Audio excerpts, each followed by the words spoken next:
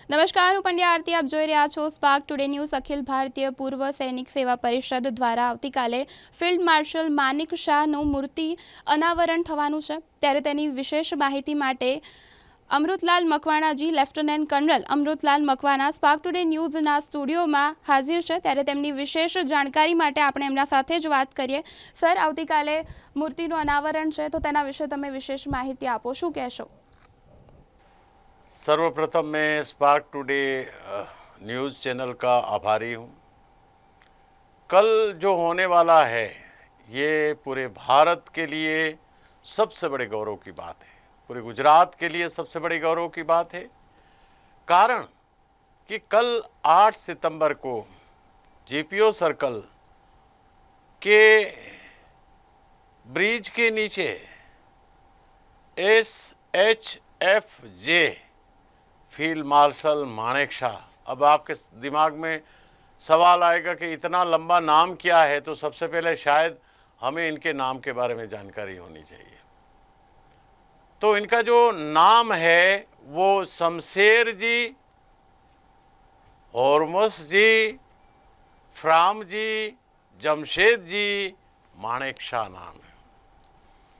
ये जो मानेक शाह जो पर्सनालिटी है, जो व्यक्तित्व है, इस व्यक्तित्व के बारे में अगर मैं सूरज के सामने टॉर्च मारने के बराबर है, लेकिन मेरा प्रयास जरूर होगा कि मैं संस्कारी नगरी वडोदरा, पूरे गुजरात और पूरे भारतवर्ष को इसके बारे में कुछ जानकारी मैं अगर बताऊं तो आप लोग जो है आश्चर्यचकित रह जाएंगे कि ये जानकारी के बारे में हमें नहीं पता था। तो सबसे पहले मैं उनका जो जन्म है, ये field marshal SHFJ Manek Shah, जो कि भारत सरकार ने उनको पद्म विभूषण, पद्म भूषण और ब्रिटिश इंडिया गवर्नमेंट ने उनको मिलिट्री क्रॉस के मेडलों के द्वारा सम्मानित किया।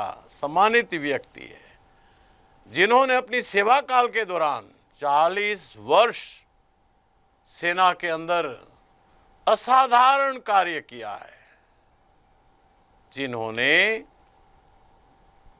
भारतीय सेना में इंडियन मिलिट्री एकेडमी 1932 में जहां स्थापना हुई थी, जिसको पायनर्स कहते हैं, सबसे पहले इंडियन आर्मी ऑफिसर अगर कोई है तो फील्ड मार्शल मानेक शाह है। सेम बहादुर मानेक शाह अगर ना कहूँ तो थोड़ा सा मुझे यथोचित नहीं होगा।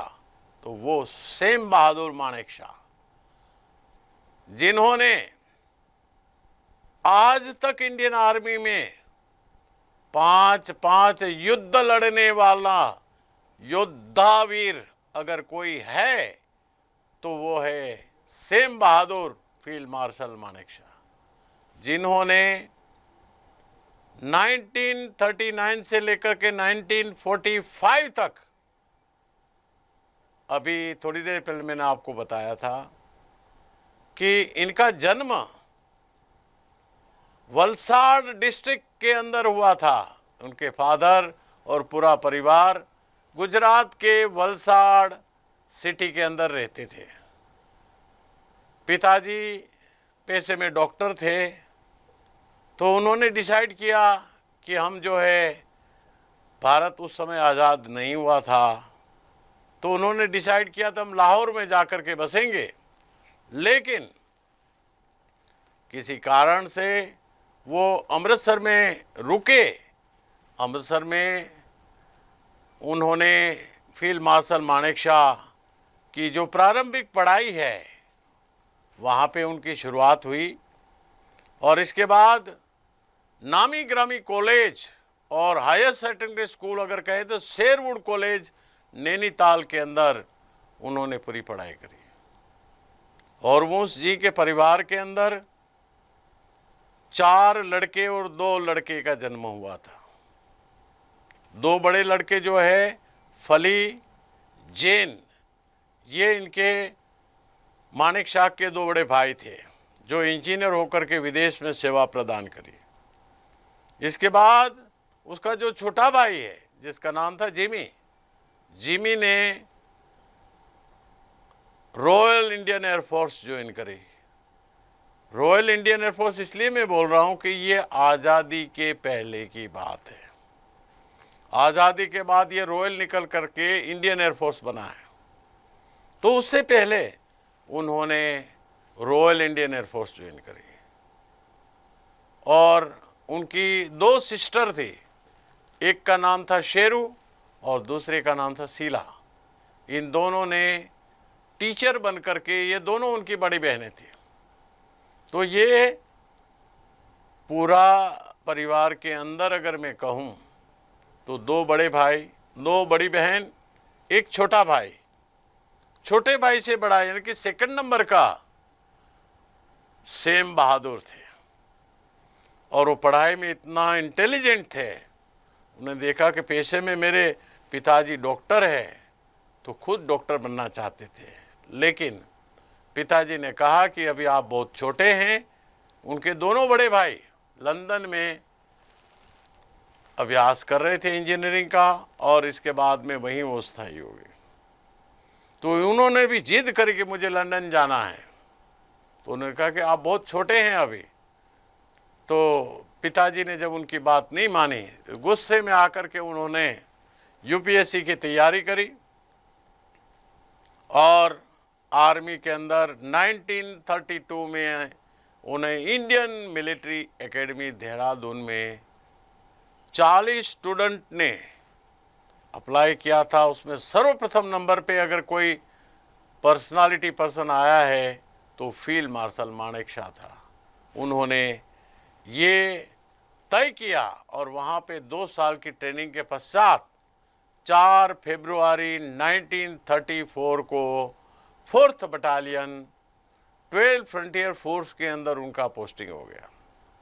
और इसके बाद आप और हम सभी विदित है कि वो ज़माना जो था 1939 से लेकर 1945 तक सेकंड वर्ल्ड वॉर चल रहा था। तो ब्रिटिश इंडियन आर्मी के अंदर ये अधिकारी ने इतना असाधारण कार्य किया कि उनको वहाँ से बर्मा बॉर्डर पर डेप्यूट किया गया। सेतांग रिवर है बर्मा बॉर्डर के अंदर, आज का जिसको म्यांमार बोलते हैं वो बर्मा बॉर्डर, जहाँ पेंगू और रंगून इनके ये 2 प्रमुख शहर है जहाँ पे जापानीज फौज ने कब्जा जमा के रखा था। तो उनको खदेड़ने के लिए ये फील्ड मार्शल मानेकशॉ उस समय उनकी नौकरी महज जो 34 में भर्ती हुआ है और 42 के अंदर वहाँ पे गए तो महज समझ लीजिए अभी 34 और 42 यानी कि 8-9 साल की सर्विस रही होगी। वो कप्तान थे, वो कंपनी कमांडर थे और उस समय जापानियों का दबदबा बना हुआ था। आप और हम सभी जानते हैं कि ये सेकंड वर्ल्ड वॉर जो है सबसे बड़ा वॉर था, जिस वॉर के अंदर करोड़ों लोग मारे गए थे, नागरिक, सैनिक और कई लोग उसमें हताहत हुए। लेकिन फील्ड मार्शल मानेकशॉ जापानियों के साथ मुठभेड़ में लड़ते हुए दुश्मन की तरफ से उनकी छाती में 7 गोलियां लगी।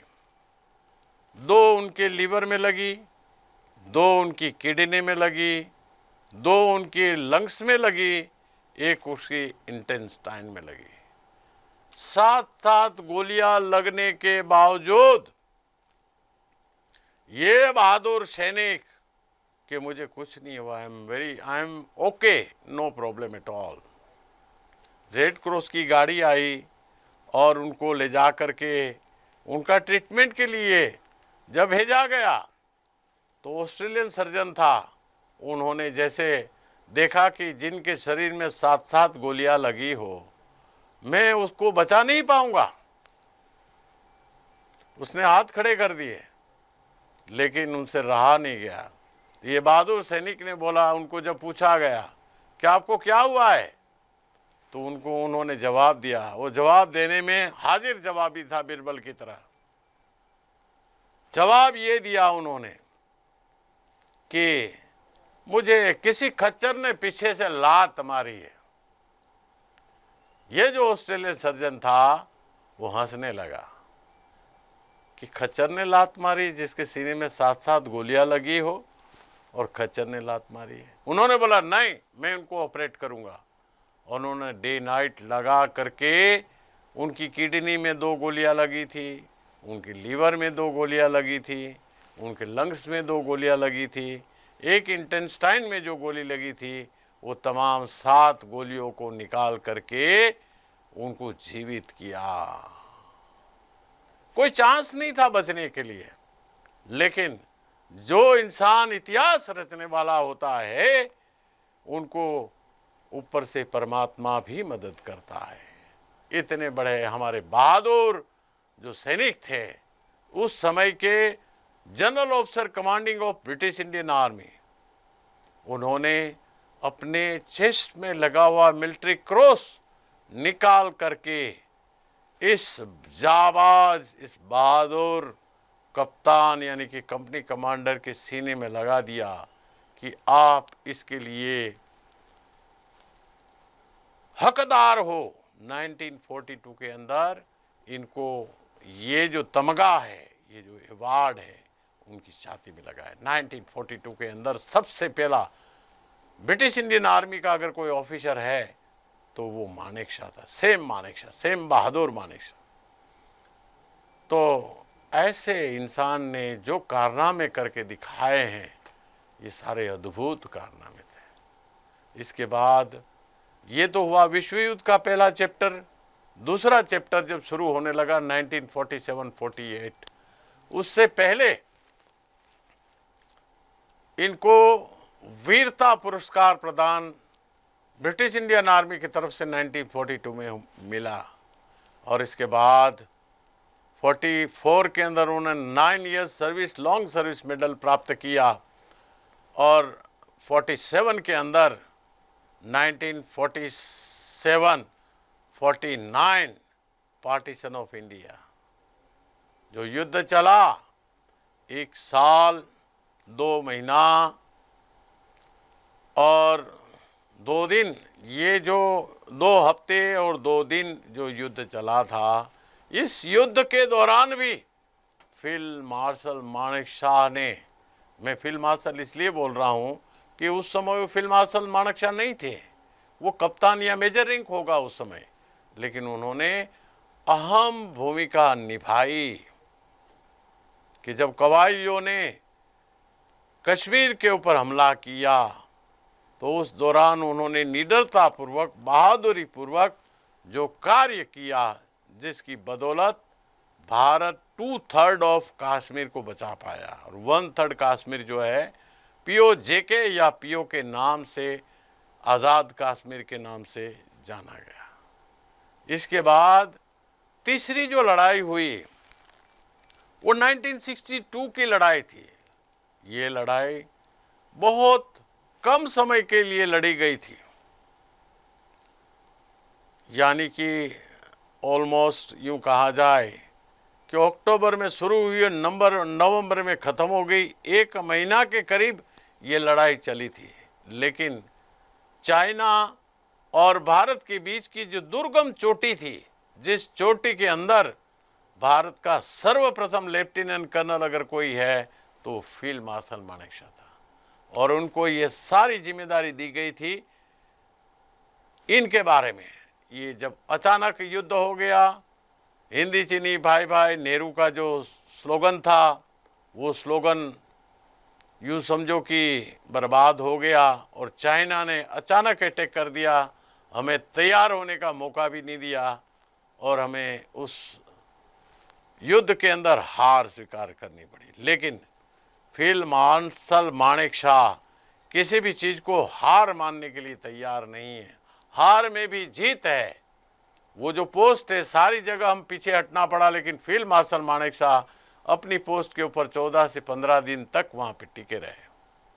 1965 वॉर के अंदर जब भारत पाकिस्तान का युद्ध छिड़ गया उस समय भी उनको कहा गया कि भाई उनको उन्होंने रिक्वेस्ट किया कि मुझे कश्मीर बॉर्डर पे भेजा जाए, मुझे गुजरात बॉर्डर पे भेजा जाए, लेकिन नहीं भेजा गया। उनको पूर्वी कमांड का कोर कमांडर बना करके ईस्टर्न कमांड में भेजा गया। तो 1965 वॉर के अंदर भी उन्होंने अहम भूमिका निभाई है। और इसके पश्चात सबसे बड़ा निर्णायक अगर कोई युद्ध हुआ है तो 1971 वॉर का युद्ध था, जिस युद्ध के दौरान में मार्च अप्रैल में जब ईस्ट पाकिस्तान, पहले East Pakistan and West Pakistan, पूर्वी और पश्चिम पाकिस्तान दो हुआ करते थे। आज की डेट में जो है वो वेस्ट पाकिस्तान है और ईस्ट पाकिस्तान बांग्लादेश, जो आज की डेट में जिसका बांग्लादेश का जन्म हुआ है, kind courtesy from field marshal Manek Shah, वो the general chief of army staff during that time, who is liberated a new birth of Bangladesh. He was the only person who has done this excellent job during that time. तो ऐसे महान व्यक्ति जिसके बारे में मैं अगर शब्द बोलूं, डिक्शनरी से अगर कोई भी शब्द निकालूं तो उनके लिए वो कम पड़ जाएगा। तो ये जब इलेक्शन हुआ और बांग्लादेश के जो चुनाव के अंदर उनका वो कैंडिडेट जीत गया, जो वेस्ट पाकिस्तान को पसंद नहीं आया, उन्होंने सेना भेज करके वहाँ पे कत्लेआम शुरू कर दी, 10 लाख लोगों का कत्ल कर दिया। तब इंदिरा गांधी के पास कॉल आया बांग्लादेश की तरफ से कि हमें इस कायनात से बचाइए, इस महा मुसीबत से हमें बचाइए।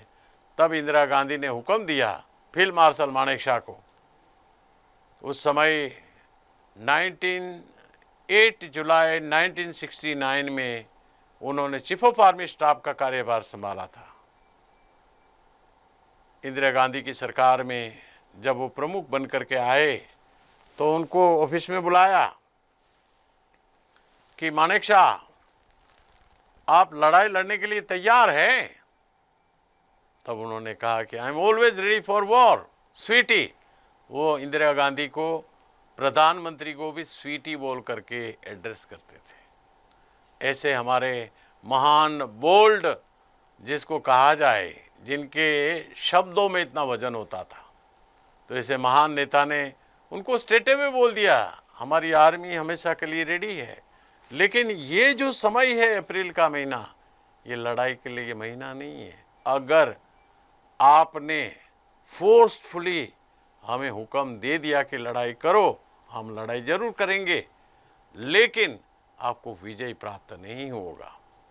तो इंदिरा गांधी ने उसकी बात मान ली कि क्यों, इस महीने में क्या ऐसी प्रॉब्लम है जो आप लड़ाई नहीं लड़ सकते हो। तो उन्होंने कहा कि अप्रैल महीने के, मई महीने के बाद में मॉनसून शुरू हो जाएगा और वेस्ट पाकिस्तान की जितनी भी नदियां हैं, ईस्ट पाकिस्तान की यानी कि बांग्लादेश की जितनी भी नदियां हैं, वो इतनी उफान पे आ जाती है जस्ट लाइक ए समंदर। तो इस हालत में हमारा मूवमेंट रिस्ट्रिक्ट हो जाता है और हमारे जवान लड़ाई के लिए तैयार नहीं है। तो उन लड़ाई के लिए तैयार करने के लिए मुझे समय चाहिए। मुझे जवानों के लिए लड़ाई का कोई समय निश्चित नहीं है, 1 दिन चलेगा, 2 दिन चलेगा, 10 दिन चलेगा, 1 महीना चलेगा, 3 महीना चलेगा, साल भर चलेगा। तो मुझे मेरा प्रिपरेशन तो करना पड़ेगा ना।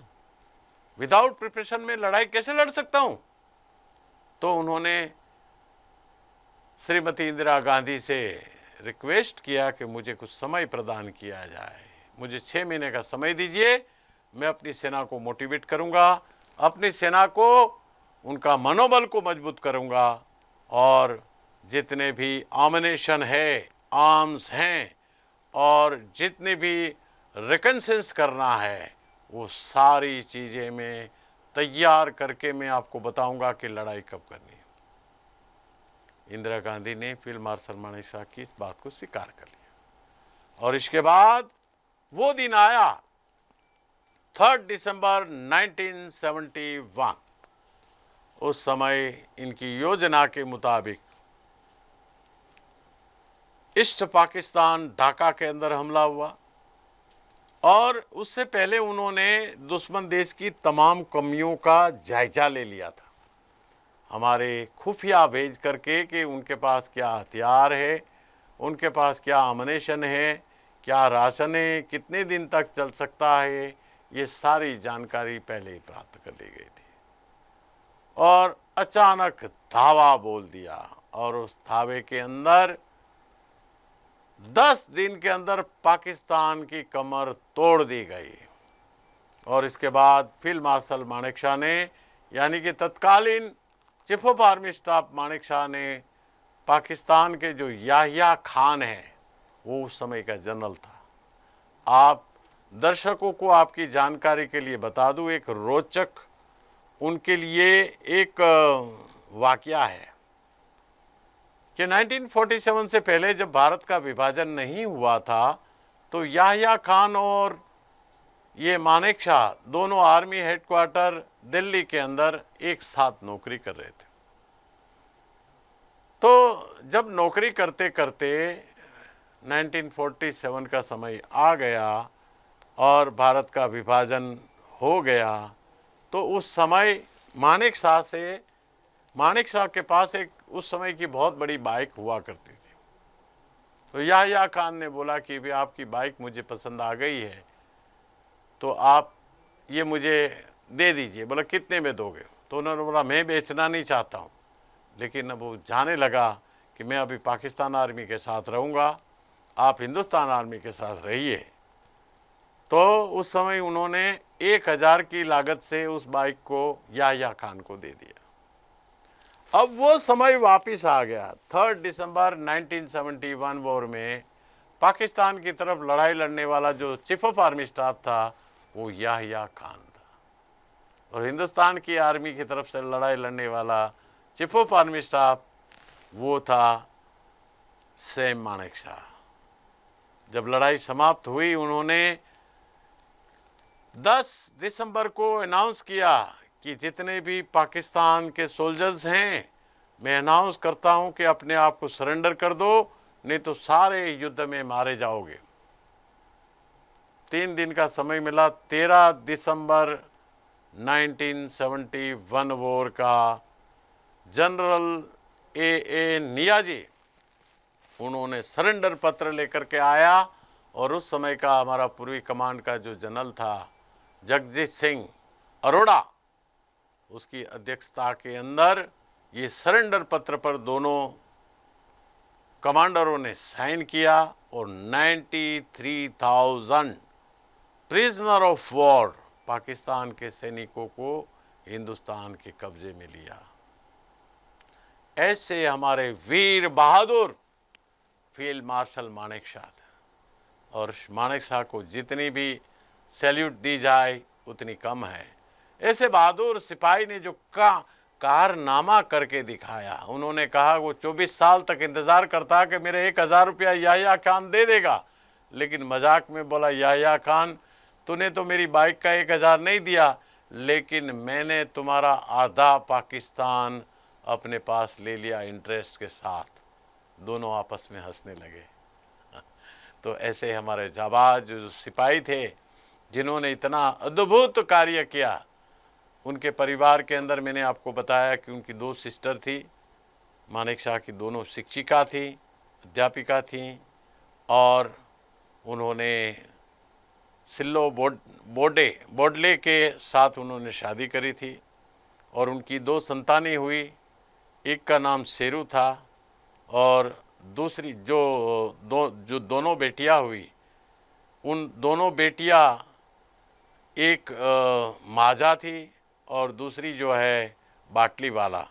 तो ये जो उन्होंने अपना कार्यकाल के दौरान में जो भी कार्य किया है, 1962 में असाधारण कार्य करने के बदले में उनको 1968 के अंदर पद्म भूषण का, इंडिया का सिविलियन अवार्ड में अगर गिनती किया जाए तो 3rd हाईएस्ट अवार्ड से उसको सम्मानित किया गया। 1971 वॉर के अंदर उन्होंने इतना अद्भुत कार्य किया जिसकी बदौलत उनको पद्म विभूषण से नवाजित किया गया।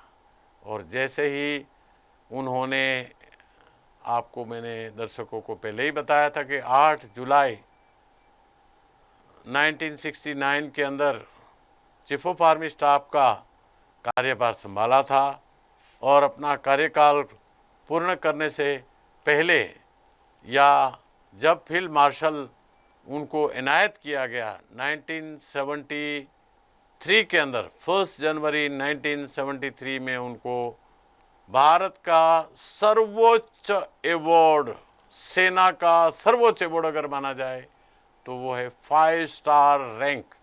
उनकी गाड़ी में जितने भी चीफ ऑफ आर्मी स्टाफ है, चाहे वो थल सेना का चीफ ऑफ आर्मी स्टाफ है, उनकी गाड़ी में 4 स्टार लगे होते हैं। नेवी के चीफ ऑफ, जो एडमिरल होते हैं, navy chief of naval staff, उनकी गाड़ी में 4 स्टार लगे होते हैं। चीफ ऑफ एयर स्टाफ, उनकी गाड़ी में 4 स्टार लगे होते हैं। लेकिन जो फील्ड मार्शल है, उनकी गाड़ी में 5 स्टार लगेंगे। तो ये 5 स्टार जनरल थे जिन्होंने इतना अद्भुत कार्य किया था।